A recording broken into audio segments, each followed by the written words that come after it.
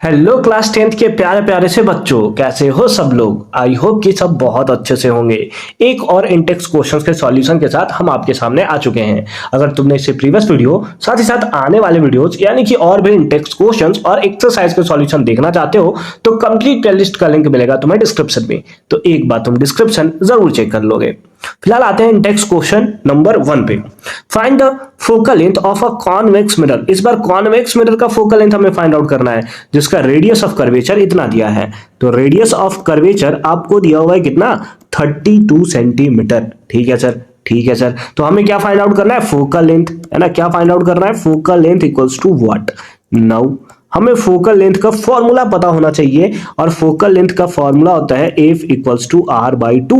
Sir इतना simple है sir, R का वैल्यू 32 डिवाइडेड बाई 2 यानी कि फोकल लेंथ हमारे पास आ जाएगा कितना, 16 centimetre. And this is the right answer, है ना। यानी कि जो फोकल लेंथ होगा कॉन्वेक्स मिरर का वो कुछ और नहीं बल्कि कितना होगा, 16 सेंटीमीटर हमें देखने को मिलेगा। और ये सिंपल तरीके से इसका आंसर हो गया।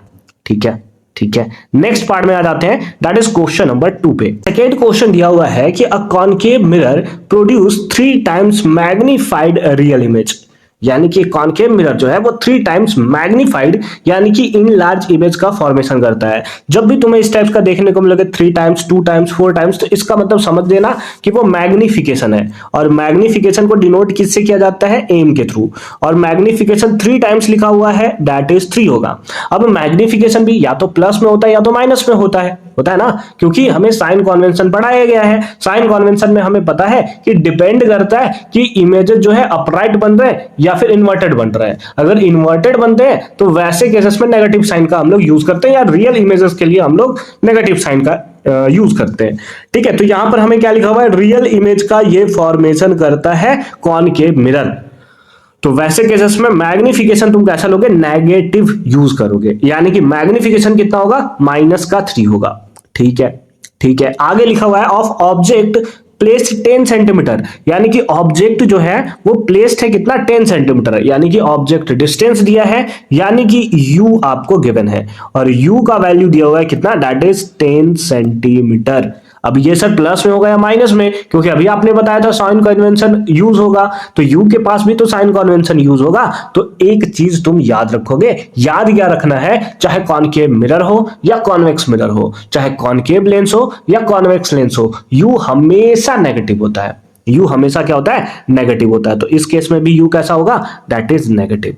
तो m का वैल्यू -3 आया, u का वैल्यू -10 आया। अब आपसे क्या पूछा है, where is the image located, तो कहां इमेज लोकेटेड होगा, यानी कि v का वैल्यू क्या होगा, ये तुम्हें फाइंड आउट करना है ना। ये तुम्हें क्या करना है, फाइंड आउट करना है। चलो ठीक है, तो नाउ मैग्निफिकेशन का फॉर्मूला तुम्हें पता है क्या, -v/u। क्या पता है, -v/u। अब मैग्निफिकेशन कितना है, -3 है, माइनस v का वैल्यू फाइंड आउट करना है सर। u का वैल्यू है -10। अब तुम माइनस से माइनस कैंसिल करोगे, क्रॉस मल्टीप्लाई करोगे, तो यहां पर आया कितना, -30 सेंटीमीटर। v का वैल्यू कितना आ गया, दैट इज -30 सेंटीमीटर।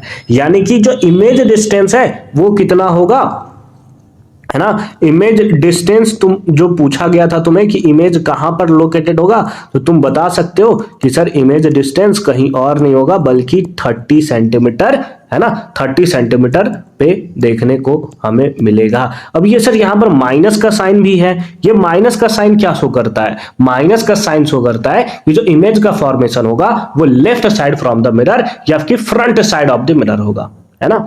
तो क्या होगा, बिहाइंड द मिरर ना होकर फ्रंट साइड ऑफ मिरर, है ना, फ्रंट ऑफ द मिरर ऐसे लिख सकते हो, front of the mirror image का फॉर्मेशन होगा। ठीक है, तो इस तरीके से तुम सिंपल फॉर्म में इसका आंसर लिख सकते हो। ठीक है, तो आई होप कि तुम्हें ये पार्ट भी एकदम क्लियर फॉर्म में समझ में आया होगा कि कैसे हमने इसका सॉल्यूशन जो है वो किया है। मिलते हैं तुमसे नेक्स्ट इंटेक्स क्वेश्चंस के सॉल्यूशन के साथ, तब तक के लिए अच्छे से पढ़ाई करते रहो। All the very best for your upcoming examination.